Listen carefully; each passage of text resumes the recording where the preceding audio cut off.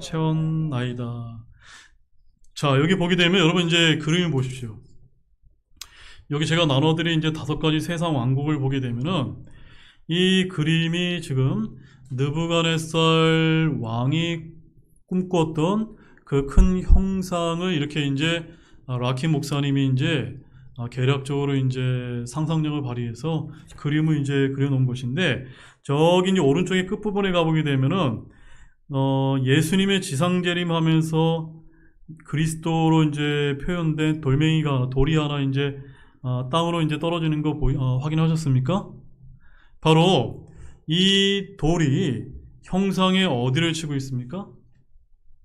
열 발가락을 이제 치고 있는 모습이고, 그 발가락을 치자 옆에 가보게 되면 성경 말씀이 뭐라고 되어 있죠? 큰 산이 되어서 온 땅을 채웠나이다 라고 하는 이 말씀이 바로 여기 뒷부분에 나와 있는 그림 그대로를 이제 묘사하고 있는 것입니다. 따라서 제가 이제 여러분에게 강의 말씀을 하지 않더라도 이 그림을 보면서 여기 35절 끝부분에 있는 이 중심구절이 무엇을 의미하는지 여러분 아시겠습니까?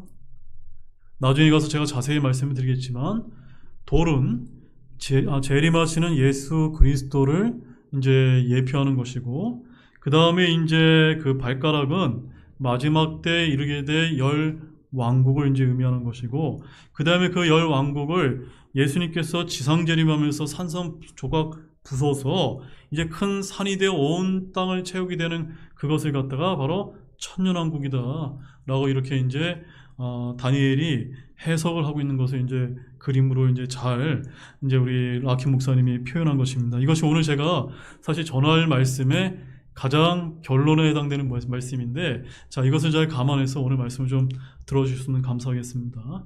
자, 오늘 이제 다니엘서 강의 5번째 시간으로 말씀 제목은 35절 하반절에 있는 것처럼 그 형상을 친 돌은 큰 산이 되어 온 땅을 채웠나이다라는 이런 제목으로 말씀을 전해드리도록 하겠습니다. 자, 이제부터 이제 흥미진진한 그래도 이제 다니엘이 느부갓네살의 꾼 꿈을 해석하는 이제 내용이 나옵니다. 자, 그러나 이제 여러분 오해하지 마시기 바랍니다. 제가 꿈을 해석하는 것이 아니라 성경이 성경으로 친히 다 해석을 해놓은 것을 저는 그저 단순히 알려드리는 그런 차원에 있다는 점입니다. 누구처럼 하늘의 직통계시나 사적인 해석으로 영예를 하는 것이 아닙니다. 성경을 성경으로 풀이하는 것이 문자적 해석 방법의 중요한 원칙인데, 한 가지 여러분들에게 이제 말씀을 드리고 싶은 것은, 성경에서 알려주지 않은 것이 나온다면 저와 여러분 어떻게 해야 될까요?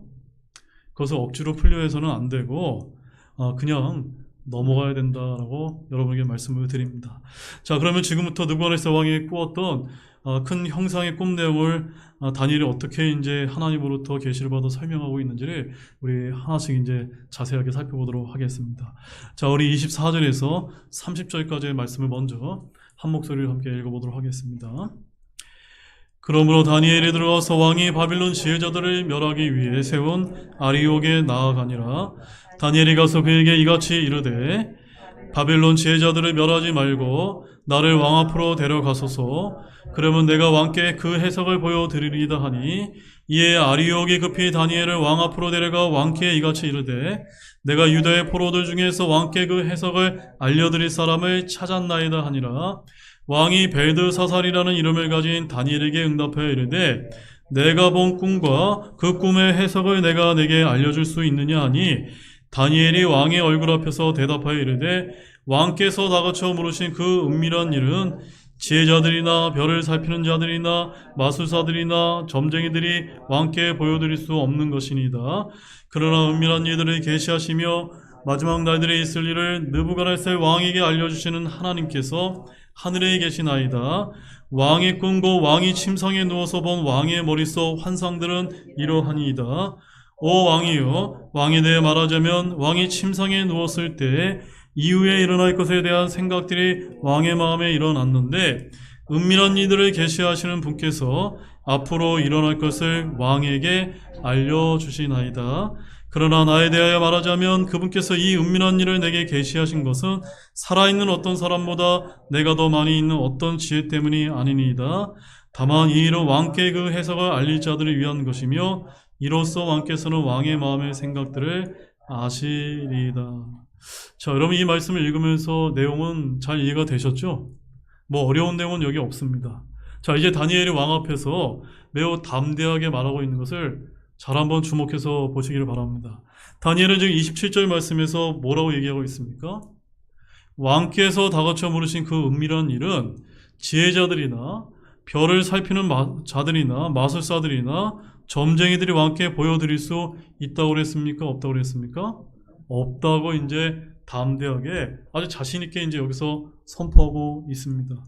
바벨론의 지혜자들은 한마디로 이 일을 왕에게 결코 말할 수 없다라고 당당하게 이제 이야기한 것입니다. 자, 그러나 다음 절에 이제 말씀을 이어서 보시게 되면 다니엘은 오직 저만이 이것을 알려드릴 수 있습니다 라고 이렇게 말했습니까? 그렇게 말하지 않았습니다. 오히려 다니엘은 뭐라고 얘기하고 있죠? 나만이 아니라 다른 분이 알려주실 수 있습니다. 그래서 28절 말씀에 그러나 은밀한 일을 계시하시며 왕에게 알려주시는 누구께서요? 하나님께서 하늘에 계시나이다 라고 이렇게 이제 분명하게 이제 답변하고 있다는 겁니다. 아주 당당하게 선포했던 것입니다. 그리고 29절 말씀에서는 또한 뭐라고 얘기하고 있습니까? 그 하나님께서 무엇을 알려주십니까?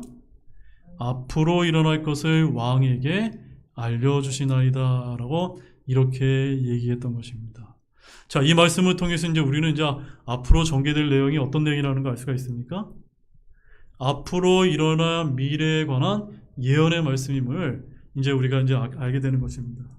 자, 그런데 이제 우리가 여기서 이제 다니엘서 전체를 통해서 다니엘서에 가보게 되면 마지막 끝이라고 하는 이런 부분들이 굉장히 많이 이제 등장을 하게 되는데, 자, 여기 29절에는 언급하거니 앞으로 일어날 것이라는 뭘 뜻하는 것일까요? 다니엘서 8장 19절 말씀을 한번 펴보실까요? 다니엘서 8장 19절 말씀을 잠깐 먼저 한번 펴보십시오.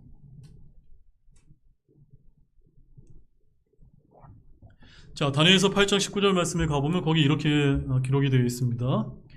이르되 보라, 내가 그 경노의 마지막 끝에 있을 일을 내게 알려주리니 이는 정해진 때에 그 끝이 있을 것이기 때문이라. 여기 마지막 끝과 끝이라고 하는 이런 부분이 나옵니다. 한마디로 이것을 우리가 좀 전에 읽었던 본문 29절 말씀과 연결해서 이제 보게 되면 29절에서 앞으로 일어날 것이란 뭘 뜻하는 겁니까? 바로 마지막 끝에 관한 이야기를 하게 될 것이라는 사실을 우리가 이제 알 수가 있는 것입니다. 그러니까 다니엘이 지금 여기서 언급하고 있는 사실들은 먼저 첫 번째로는 예수 그리스도의 초림에 적용되고 있는 그런 내용임을 알 수가 있고, 그 다음에 두 번째로는 바로 예수님의 재림에 적용되는 내용이라는 것을 우리가 이제 알 수가 있습니다. 다니엘서에서 언급되는 마지막이니 끝이라고 하는 이 말은 바로 예수님의 초림과 재림에 이중적으로 적용되는데, 원래는 그리스도의 초림에 해당되는 때를 말하는 것이었지만 유대인들에 의해서 초림 때 오신 예수 그리스도가 어떻게 되셨죠? 바로 유대인들에 의해 십자가에 못 박혀 죽음으로 말미암아 바로 메시아 왕이 그 순간 거부되는 바람에 예수 그리스도의 재림의 때로 연기가 되었다고 이제 말씀을 하고 있는 것입니다. 자, 뒤에서 느부갓네살 왕의 꿈에 나타났던 형상을 통해서 이제 더더욱 이제 자세히 살펴보게 될 것입니다. 자, 본문 31절에서 35절 말씀 함께 또 보겠습니다. 여기 이제 아주 본격적으로 아주 귀한 말씀이 이제 등장합니다. 같이 읽겠습니다. 오 왕이여, 왕께서 보셨는데 보소서 큰 형상이니다. 이 큰 형상이 왕 앞에 섰는데 그것의 광채가 뛰어나며 그것의 형체가 두려웠고 이 형상의 머리는 정금이요 그의 가슴과 두 팔은 은이요 그의 배와 두 너쪽자리는 녹시요 그의 두 다리는 쇠요 그의 두 발은 얼마는 쇠요 얼마는 진흙이었나이다. 왕께서 보셨는데 마침내 아무도 손대지 아니하였으나 잘려나온 돌이 그 형상을 치되 쇠와 진흙으로 된 그 두 발을 쳐서 그것들을 부숴 산산조각 내매 그때 쇠와 진흙과 녹과 은과 금이 함께 부서져 산산조각 나서 여름 타작마당에 겨같이 되어 바람에 쓸려갔으므로 그것들을 둘 자리도 발견되지 아니하였고 그 형상을 친 돌은 큰 산이 되어 온 땅을 채웠나이다. 자, 여러분, 지금 방금 전에 우리가 읽었던 이 말씀의 내용이 라킨 목사님이 그린 이 그림에 아주 함축적으로 아주 잘 묘사가 되어 있는 거 여러분 다 확인하셨습니까? 자, 먼저 31절 말씀을 다시 한번 보겠습니다. 31절 말씀에 오 왕이여 왕께서 보셨는데 보소서 큰 형상이니이다. 이 큰 형상이 왕 앞에 섰는데 그것의 광채가 뛰어나며 그것의 형태가 두려웠고 라고 이렇게 말씀을 하고 있습니다. 자, 다니엘은 자신이 직접 듣지도 보지도 못한 왕의 꿈을 해석하기에 앞서서 그 내용부터 하나님께서 가르쳐 주신 대로 밝혀나가기 이제 시작을 하고 있습니다. 이것은 하나님의 말씀에 대한 절대적인 신뢰가 아니고서는 실로 위험천만하고 매우 무모한 일이 아닐 수가 없었던 것입니다. 자, 꿈을 통한 환상은 느부갓네살 왕에게 나타났던 것이었고 그 환상의 내용을 밝히고 해석하는 일은 누가 하게 되었죠? 다니엘이 이제 하게 되었는데, 자, 사실상 다니엘은 대언자라는 사실을 우리는 알 필요가 있습니다. 자, 여러분, 본래 대언자라고 하는 것은 무엇을 이제 뜻합니까? 바로 어떤 일이 일어날 것을 오래전에 미리 예견할 수 있어야 하며 그 예견했던 일이 실제로 일어났을 때 구체적으로 나타난 세부 사항들이 어느 것 하나 우연적인 것이 없고 전반적으로 본연의 대응과 틀림없이 앞뒤가 맞아야 하는 그런 역할을 했던 사람이 누구입니까? 대언자. 바로 우리 다른 말로는 예언자라고 이렇게 불렀던 것입니다. 자, 다니엘은 이 꿈의 내용을 해석하는 과정에서 향후 600여 년간에 걸쳐 지구상에 출현하게 돼 이방의 5가지 세상 왕국의 역사 전체를 지금 제가 좀 전에 나눠드린 이 프린트물의 5가지 세상 왕국의 이 그림 순서대로 하나씩 정확하게 한 줄로 엮어 나가고 있는 것입니다. 자, 이 대언은 정확하게 맞아떨어졌는데 32절과 33절 말씀 다시 한번 볼까요? 같이 읽어보겠습니다. 이 형상의 머리는 정금이요 그의 가슴과 두 팔은 은이요 그의 배와 두 넓적다리는 노시요 그의 두 다리는 쇠요 그의 두 발은 얼마나 쇠요 얼마는 진흙이었나이다. 자, 이제 지금부터가 이제 재밌습니다. 자, 다니엘의 대언을 통해서 밝혀진 이 형상의 특징 가운데 우리가 주목하지 않을 수 없는 사실은 이 형상을 구성하고 있는 금속 재료의 비중 변화입니다. 제가 뭐라고 말씀드렸죠? 금속 재료의 비중 변화라는 겁니다. 자, 이 형상의 머리는 무엇으로 되어 있었습니까? 정금. 여러분, 정금이 무슨 뜻이죠? 정금은 다른 물질이 섞이지 않은 순수한 금을 말할 때 우리가 정금이라고 얘기하는데, 이 머리는 이제 이 느부갓네살이 꿈꿨던 이 형상의 머리는 정금으로 되어 있었는데, 여러분 금의 비중에 대해서 알고 계십니까? 금의 비중은 19.3이라고 되어 있습니다. 얼마라고요? 19.3. 여러분, 이 비중이라는 게 뭘 뜻하는 거냐면 부피가 같은 물에 비하여 무게가 19.3배나 된다는 것을 이제 뜻할 때 우리가 비중이라는 이런 표현을 씁니다. 이 형상은 꼭대기가 이처럼 가장 무거운 금속으로 되어 있었던 것입니다. 그 다음 이 형상의 가슴과 두 팔은 무엇으로 되어 있습니까? 은으로 되어 있는데 은의 비중은 10.47이라고 이제 합니다. 역시 무거운 금속이지만 뭐보다는 훨씬 가볍습니까? 금보다는 훨씬 가볍습니다. 그 아래로 이 형상의 배와 두 넓적자리를 이루고 있는 금속은 또 뭐였죠? 놋이었는데 놋의 비중은 8.0이라고 합니다. 그리고 두 다리를 이루고 있는 쇠는 비중이 5.0이라고 하는데 이처럼 이 형상은 위에서 아래로 이제 내려올수록 점점 가벼운 물질로 변질되어 가고 있는 것을 지금 꿈을 통해서 이제 보여주고 있는 것입니다. 자, 이것은 가치 면에서도 동일한데 여러분, 은은 뭐보다 가치가 덜합니까? 금보다 덜하고 놋은 은보다 가치가 덜하며 쇠는 놋보다 또한 진흙은 쇠보다 가치가 훨씬 떨어집니다. 자, 그런데 이것은 무엇을 이제 말하는 것일까요? 이것은 다름이 아니라 잘 들으시기 바랍니다. 바로 하나님께서는 이 큰 형상의 금속재료의 비중 변화를 통해서 바로 인간 세계의 지배 세력이 점차 퇴보하리라는 것을 이 형상을 통해서 그림으로 아주 선명하게 보여주고 계신 것입니다. 자, 여러분 오늘날 정치인들의 이제 주장을 보게 되면, 정치인들이나 학자들의 주장을 보게 되면 이 세상이 어떻게 된다고 이제 말하고 있습니까? 점차 퇴보되는 것이 아니라 어떻게 되죠? 점차 진보되고 향상되어 간다라고 이렇게 주장하고 있지 않습니까? 하나님이 보여주신 것과는 아주 반대로 지금 되어 있다는 점입니다. 이렇게 오늘날 현대주의자들이나 진화론자들은 세상이 점점 더 향상돼 간다고 믿고 평화가 확장돼 간다고 주장하지만 이것은 하나님께서 보여주신 계시와는 정반대라고 하는 이런 점을 여기서 보여주고 있는 것입니다. 하나님의 계시는 인간 세상이 점점 더 쇠퇴하고 퇴보하다가 마지막에는 누가 오십니까? 왕이신 예수님께서 친히 내려오셔서 이 왕국을 산산이 부수어 보신다는 것이 이 예언의 마지막 시나리오인 것입니다. 마지막 지상재림 때 이 일을 이루시기 위해 재림하신 예수 그리스도를 성경은 뭐라고 이제 그림에 묘사하고 있습니까?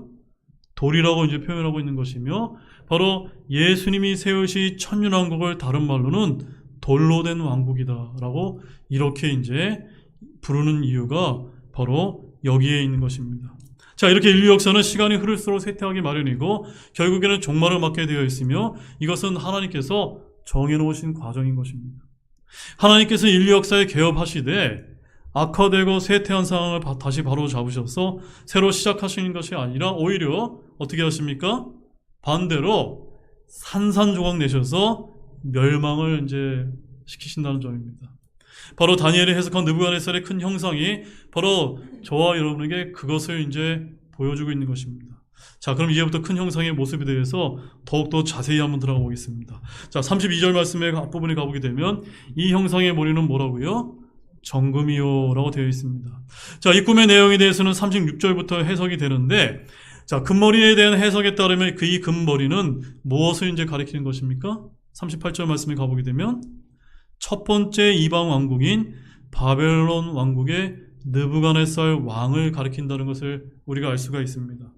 자, 이 금머리에 해당되는 느부갓네살 왕의 바벨론 왕국은 역사적으로 BC 606년부터 536년까지 세계 권력으로 군림을 했습니다. 자, 그런데 이 금머리가 왕일 뿐만이 아니라 또한 왕국임을 이제 여러분 기억하시기 바랍니다. 제가 뭐라고 말씀드렸습니까? 왕이 곧 뭡니까? 왕국이라는 겁니다. 왕이 왕국을 가리키는 것입니다. 자, 39절 말씀을 보게 되면은 거기 또 어떻게 기록되어 있습니까? 같이 한번 읽어보실까요? 왕 이후에 왕의 왕국보다 못한 다른 왕국이 일어날 것이요 또 노수로 된 다른 셋째 왕국이 온 땅을 다스릴 것이며 라고 이렇게 기술을 하고 있는데 40절에서도 왕국이 언급되고 있습니다. 다시 말해서 왕이 곧 왕국이요 왕국이 동시에 무엇입니까? 왕이라는 사실을 저와 여러분이 기억하길 원합니다. 자, 이제 다니엘서 7장을 한번 가보십시오.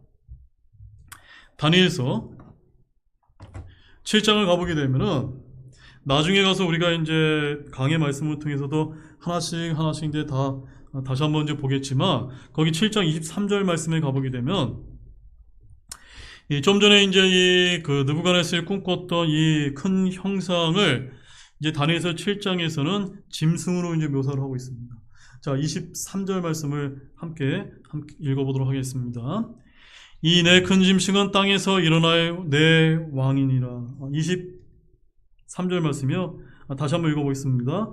그가 이같이 이르되 넷째 짐승은 땅에서 넷째 왕국이 될 터인데 이 왕국은 모든 왕국들과 달라서 온 땅을 삼키고 짓밟은 뒤 부수어 산산조각 낼 것이요 라고 되어 있고 24절 말씀 보십시오. 24절 말씀에 보면 또 이 왕국에서 나온 열 뿔은 앞으로 일어날 열 왕이요 라고 해서 결국 왕국이 뭐라는 것을 우리가 알 수 있습니까? 왕이라는 것을 이제 여러분 계속해서 제가 강조를 드리니까 여러분 꼭 아시기 바랍니다. 그 다음에 다시 본문 32절 말씀 가보십시오. 자, 32절에서는 이제 그의 가슴과 두 팔은 은이요라고 하는 이 말씀이 나오는데, 자, 39절 말씀은 그것을 뭐라고 이제 표현하고 있습니까? 39절 말씀에 왕 이후에 왕의 왕국보다 못한 다른 왕국이 일어날 것이요 라는 것을 통해서 여기 왕은 누구를 가리키는 겁니까?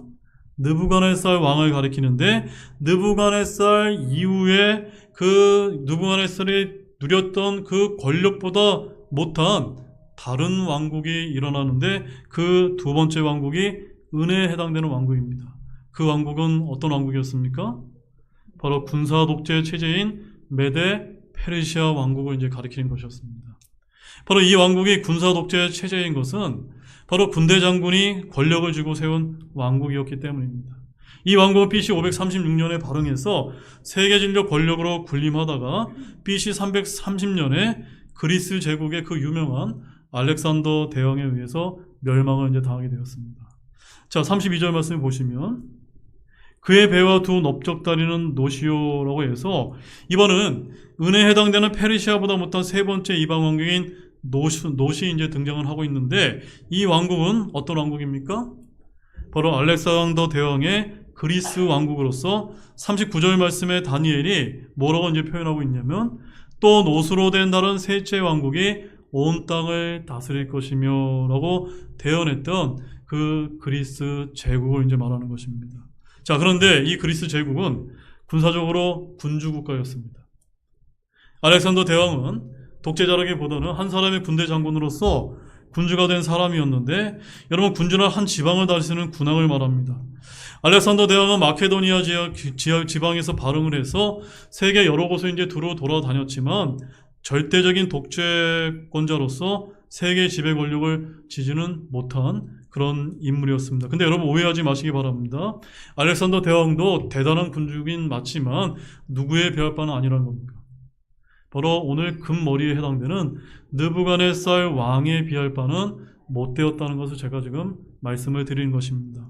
그래도 군주는 역시 군주였기 때문에 오늘날 세상의 권력을 쥔 자들과는 그 수준이 다른 위치에 있었다는 점입니다.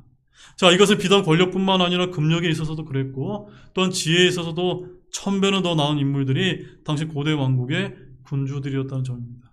자, 그런데 이 알렉산더의 그리스 왕국은 BC 330년에서 BC 100년까지 지속되었고 알렉산더 자신은 아주 젊은 나이에 죽게 되었고 그 왕국은 그 다음에 사후에 네 나라로 이제 나누어지게 되었습니다.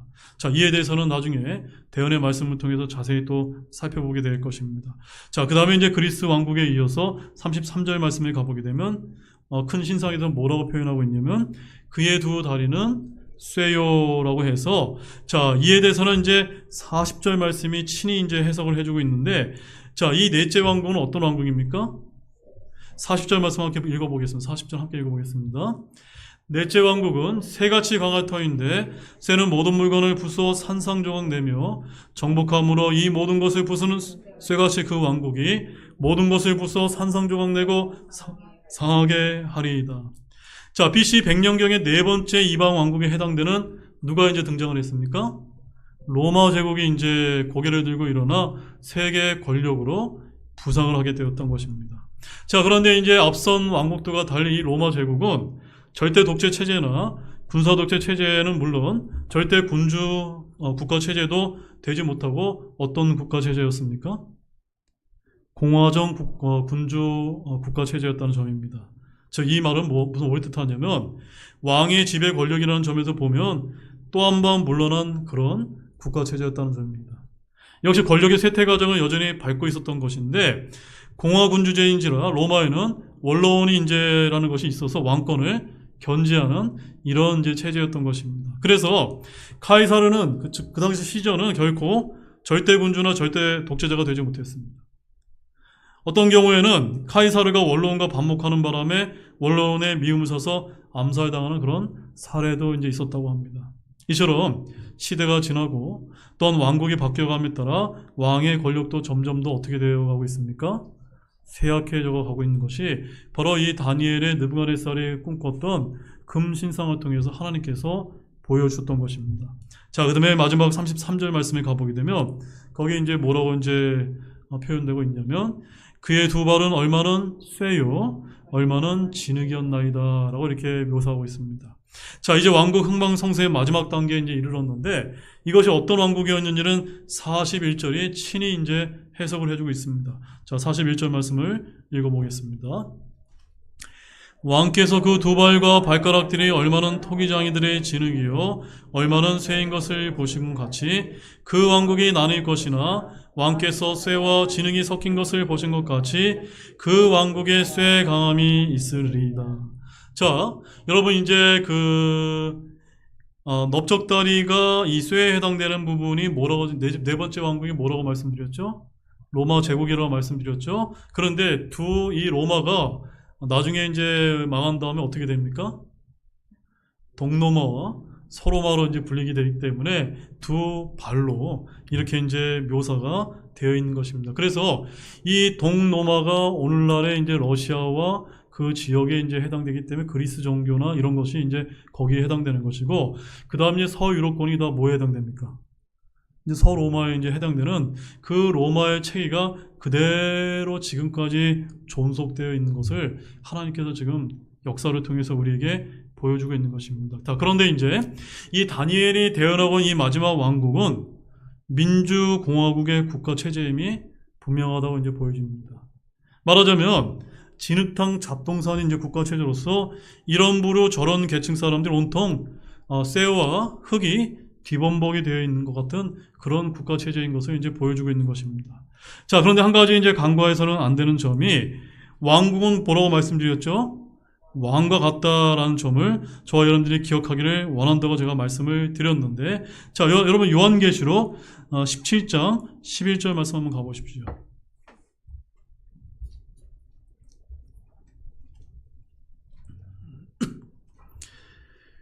자, 왜 왕이 왕국을 가리킨 것을 우리가 중요하게 이제 봐야 되냐면, 요한계시록 17장 11절과 12절 말씀을 이제 가보게 되면, 이제 마지막 7년 환란기 때 등장할 열 왕국과 적그리스도의 왕국을 이제 묘사하고 있는 말씀인데, 함께 읽어보겠습니다. 전에 있었다가 지금은 없는 그 짐승은 곧 여덟째며 그 일곱에 속한 자라. 그가 멸망으로 들어가니라. 내가 본 열 뿔은 열 왕인데 그들이 아직 아무 왕국도 받지 못하였으나 그 짐승과 더불어 1시간 동안 왕으로서 권능을 받으리라. 그 다음에 여러분 이제 계시록 13장 1절 말씀도 가보시죠. 계시록 13장 1절 말씀입니다.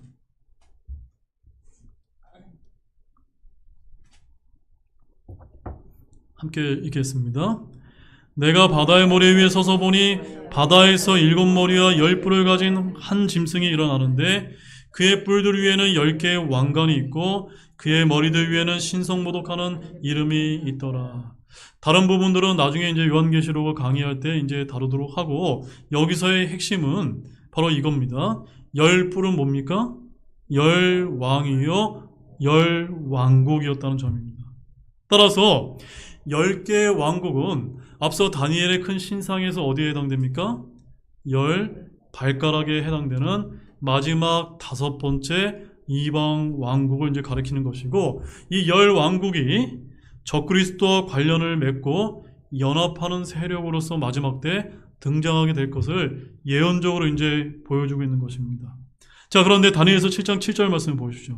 다니엘서 7장 7절 말씀을 가보시게 되면 거기에 이제 어떤 이제 흥미로운 말씀이 있냐면, 이 적그리스도로 등장하는 넷째 짐승에 대해서 이렇게 이제 표현을 하고 있습니다. 함께 읽어보겠습니다. 이 일들 뒤에 내가 밤에 환상들 속에서 보았는데 보라, 넷째 짐승은 두렵고 무서우며 신임이 강하고 또 큰 쇠 이빨을 가지고 있어서 삼키고 부수어 산산조각내며 그 나머지를 자기 발로 짓밟았더라. 그 짐승은 그것 전에 있던 모든 짐승과 다르고 또 10뿔을 가졌더라.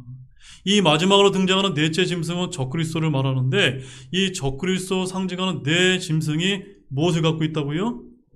10뿔을 갖고 있으니까, 아하, 바로 이 적그리스도의 왕국은 10뿔, 10왕국으로 대비되는 그런 형태로 나중에 나타나게 된다는 것을 여기서 보여주고 있는 것입니다.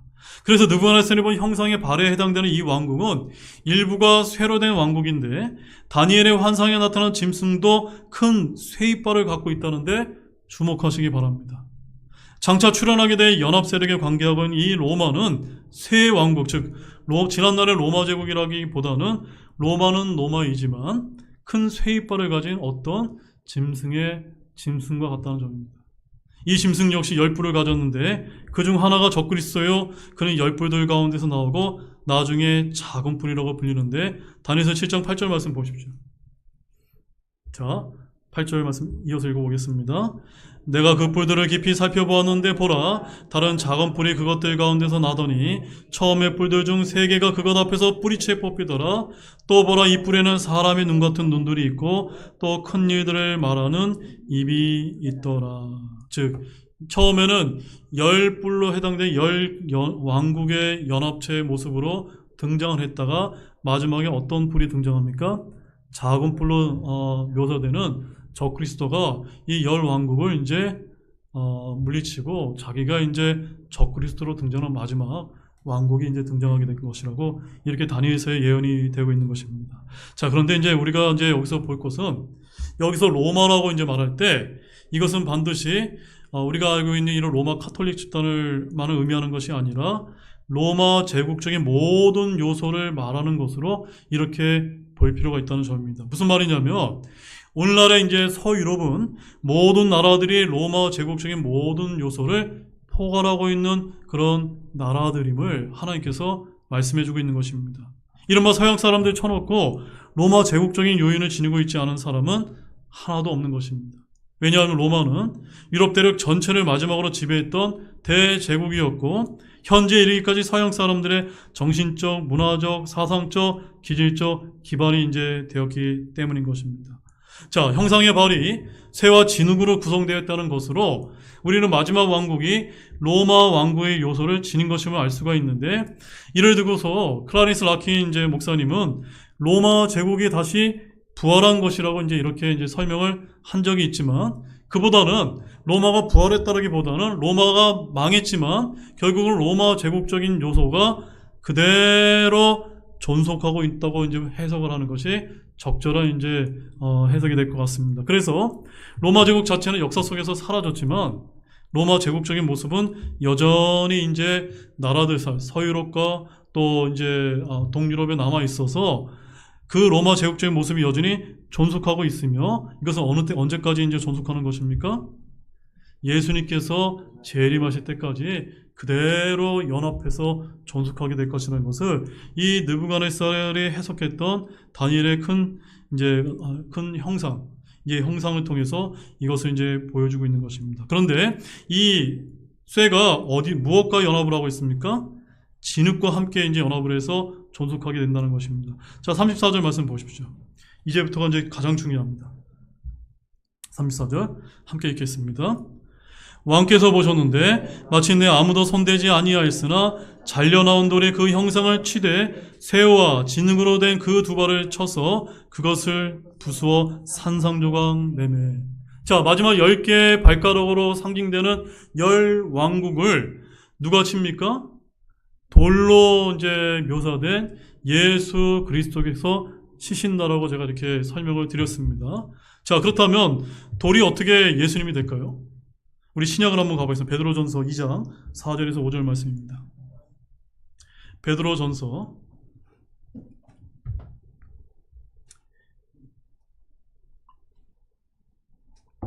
2장 4절과 5절 말씀을 보게 되면 왜 돌이 예수 그리스도를 이제 묘사하는지를 우리가 이제 분명하게 이제 알 수가 있습니다. 함께 읽어보겠습니다. 참으로 사람들에게 거부당하였으나 하나님께는 선정받은 돌, 곧 보배로운 산돌이신 그분께 와서 너희도 살아있는 돌들로서 영적 집으로 건축되고 예수 그리스도로 말미암아 하나님께서 받으실 만한 영적 희생물을 드리는 거룩한 제사장이 되었더라. 자, 신약에서는 예수님은 뭐라고 이제 표현하고 있습니까? 보배로운 산 돌이다. 바로 다니엘이 이제 해석을 했던 그 느부갓네살이 꿈꾸었던 그 형상의 발가락을 쳤던 그 돌이 바로 신약에서는 보배로운 산 돌이며 하나님께서는 선정받은 돌이다라고 이렇게 이제 표현을 하고 있는 것입니다. 그런데 이제 베드로전서 2장 6절 말씀에 가보게 되면은 거기에 이제 6절 말씀에 어떻게 되어 있냐면 그러므로 성경 기록에 보라. 내가 선택한 보배는 으뜸 모퉁이 돌을 시온에 두노니 그를 믿는 자는 당하지 아니하리라 하시는 말씀이 또한 들어있느니라 라고 말하고 있고, 그뿐만 아니라 8절 말씀을 보게 되면 거기는 어떻게 기록되어 있냐면, 불순종하여 말씀에 걸려 넘어지는 바로 그 자에게는 걸림돌과 걸려 넘어지게 하는 반성이 되셨는데 라는 이 말씀처럼 예수님께서는 돌이긴 돌이신데 어떤 돌이십니까? 걸림돌이 되시며 걸려 넘어지게 하는 반석이시다라고 이렇게 이제 신약이 표현하고 있는 것입니다. 자, 다시 다니엘서 2장 34절 말씀으로 돌아가셔서, 자, 이 신약에서 표현된 이 보배로운 산돌, 걸림돌, 걸려 넘어지게 하는 이 반석은 다니엘서 2장 34절에서는 어떻게 묘사하고 있습니까? 아무도 손대지 아니하였으나 잘려나온 돌이다라고 이렇게 묘사하고 있고, 바로 새와 진으로 된 그 두 발을 쳐서 그것들을 부수어 산산조각 내는 이 돌이요라고 이렇게 말씀을 하고 있는 것입니다. 그런데 이 돌이 무엇을 쳐서 부수어 산산조각 냅니까? 바로 그 형상의 두 발가락을 쳤다는 점입니다. 이 점이 이제 다니엘서 2장 전체에서 가장 중요한 사실인데, 여러분 34절 말씀을 다시 한번 눈을 크게 떠서 보십시오. 돌이 그 형상을 치되 무엇을 쳤다고요? 그 두 발을 쳐서라고 이렇게 표현하고 있는 것입니다. 이 돌은 두 다리를 부수는 것이 아니라 발가락을 부수는 것입니다. 다리는 무엇이었습니까? 로마 제국이었습니다. 그렇다면 이 돌은 로마 제국을 쳐 부수는 것이 아니라 로마 제국에 출현한 다음에 나중에 출현하게 된 마지막 왕국을 쳐서 산산조각 부수는 것을 이제 보여주는 것입니다. 그런데 이 발이 일부는 쇠로 되어 있고 또 일부는 진흙으로 되어 있습니다. 바로 쇠는 노마를 이제 나타내는데, 이러한 점에서 이 마지막 세계 지배 권력은 어떠한 유형이든 로마 제국과 혼합되어 있는 체제임을 시사해 주는 것입니다. 그러나 역사적으로 실제했던 로마 제국 그 자체는 아닙니다. 그렇다면 여기서 돌로 나타내는 그분의 오심이 초림을 말하는 게 아니라는 사실이 분명하다는 사실입니다. 왜냐하면 예수님께서 초림하셨을 때 로마가 부서지기는커녕 오히려 그 로마 제국은 예수님의 몸을 갈보리에서 찢었기 때문인 것입니다. 한마디로 주님께서 초림하셨을 때 로마 제국은 그분을 십자가에 못 박았고 그분의 옆구리를 찔렀으며 주님께서는 그들을 결단코 치지 않으셨기 때문입니다. 자, 본문 35절 말씀을 다시 한번 읽어보도록 하겠습니다. 중요한 말씀입니다. 함께 읽겠습니다.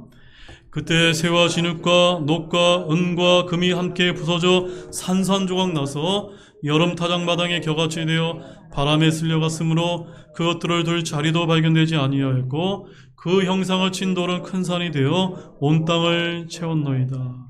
자, 이제 돌이 형상의 발을 치니 형상 전부가 무너져 내렸다고 말씀하고 있습니다.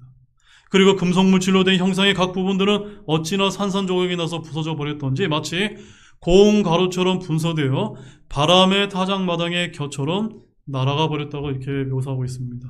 금도 날아가고 은도 날아가고 놋도 쇠도 진흙도 다 날아가 버린 것입니다. 한마디로 예수 그리스도께서 왕으로서 다시 이 땅에 재림하시게 되면 모든 이방인들의 연합 세력들을 쳐서 산산조각 부수어 버릴 것이라는 것을 표현하고 있는 것입니다. 그렇게 되면 모든 이방 왕국들은 마치 여름 타작마당이 겨같이 되어 바람에 쓸려 가버리는 바람처럼 어디로 가버렸는지 흔적도 찾지 못하게 될 것이라는 점입니다. 그 다음에 이방인들의 왕국들이 말끔히 사라지고 아무것도 남지 않은 세상에 오직 무엇만이 남습니까? 그 형상을 친 돌만이 어떻게 되었죠? 큰 산이 되어 온 땅을 채웠나니처럼 온 세상을 가득 채우게 될 것. 이것은 뭘 뜻할까요? 바로 예수님께서 다스리신 천년 왕국이라는 것을 보여주고 있는 것입니다. 자, 마지막 말씀으로 이사야서 11장 9절 말씀을 보도록 하겠습니다. 이사야서 11장 9절 말씀. 자, 이 말씀을 보게 되면 왜 큰 산이 바로 천년왕국을 이제 가르치는지를 우리가 이제 이 말씀을 통해서 이제 깨닫게 될 것입니다. 이사야서 11장 9절 말씀입니다. 자, 함께 읽어보도록 하겠습니다. 그것들이 나의 거룩한 산 모든 곳에서 상하게 하거나 멸하지 아니하리니 이는 물들이 바다를 덮는 것 같이 주를 아는 시 땅에 충만할 것이기 때문이라. 큰 산이 되어 온 땅을 채웠던 것처럼 바로 주를 아는 지식이 땅에 충만하는 때가 언제입니까? 바로 천년왕국 때가 아닙니까? 바로 예수 그리스도께서 지상 재림하셔서 온 세상을 통치하게 될 것을 예고하는 말씀이었던 것입니다. 자, 이제 결론의 말씀을 간략하게 드리겠습니다. 자, 오늘부터 제가 이제 좀 긴 시간이었지만 본격적으로 이 하나님께서 알려주신 다니엘의 꿈 해석 내용을 한번 우리가 자세하게 이제 살펴봤습니다. 자, 오늘의 핵심 요지는 무엇이었습니까? 바로 결국 그 꿈 내용은 앞으로 이제 전개될 5가지 이방 세상 왕국들이 지나가고 연합된 마지막 10왕국을 돌처럼 쳐서 산산조각 부수기 위해 누가 재림하십니까? 예수 그리스도께서 재림하실 것이며 마침내 온 땅에 충만한 그 메시아 왕국을 세우시게 될 것이라고 하는 예언의 말씀을 이 느부갓네살의 큰 형상 꿈을 통해서 보여주고 계시다는 사실을 아시기를 바랍니다. 기도 마치겠습니다.